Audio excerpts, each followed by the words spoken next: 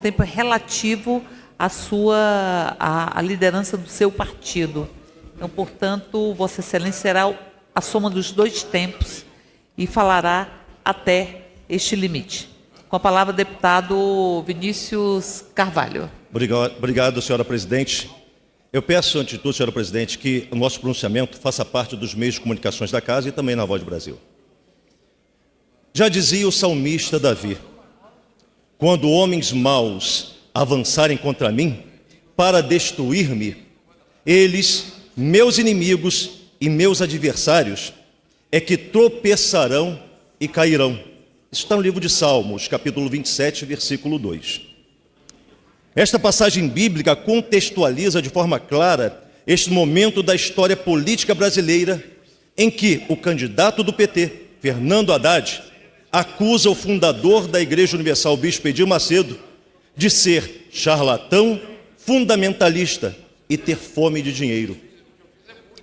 Trata-se de um ataque leviano e um desrespeito, não somente aos mais de 7 milhões de adeptos da Igreja Universal apenas no Brasil, mas a todos os brasileiros católicos e evangélicos que não querem a volta ao poder de um partido político que tem como projeto a destruição dos valores cristãos, como a família, a honra e a decência.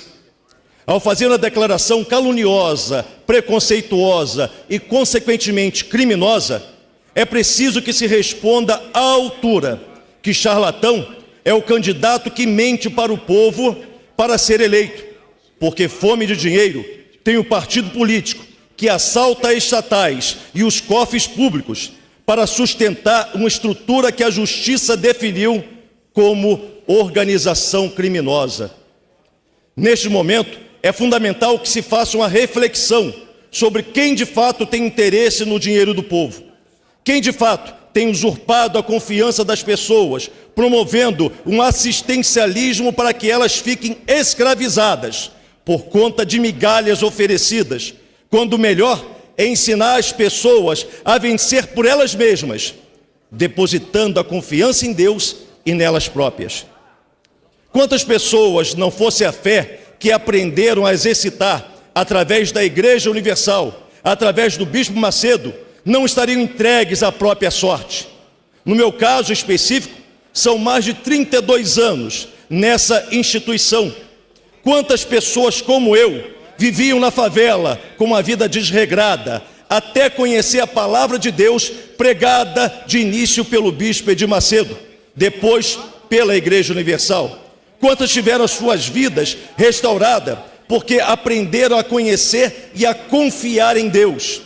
Essa transformação não é fruto de charlatanismo, ao contrário, é resultado de quem ensina as pessoas a abrirem a mente, coisa que a cúpula do PT não quer e não tem nenhuma intenção de fazê-lo, porque a esse grupo interessa apenas manter o povo alienado, aliciado e dependente de suas benesses.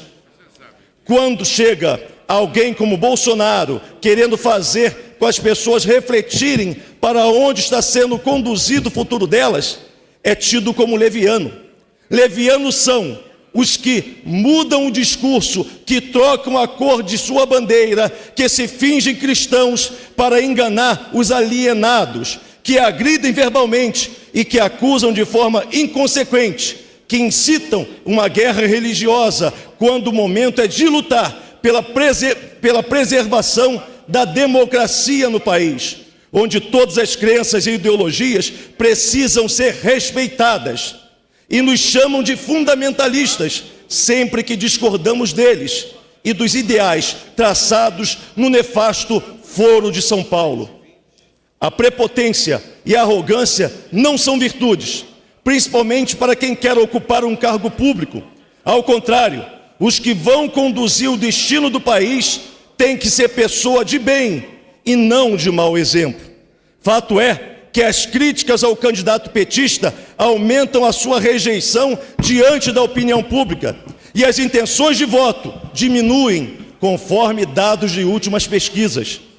As declarações de Fernando Haddad contra a Igreja Universal soaram negativamente junto à população brasileira, a ponto de provocar um inédito movimento de apoio por parte de lideranças religiosas de diferentes correntes. Mais de 140 representantes e membros de religião de todo o país repudiaram o atentado do pior prefeito de São Paulo à fé cristã. Assim como a violência é uma arma dos incompetentes, as palavras levianas também são. Não há como denegrir a imagem da nossa instituição. Os programas sociais realizados no mundo, os programas sociais realizados no ano passado, não apenas no Brasil, mas no mundo, alcançaram mais de 11 milhões de pessoas.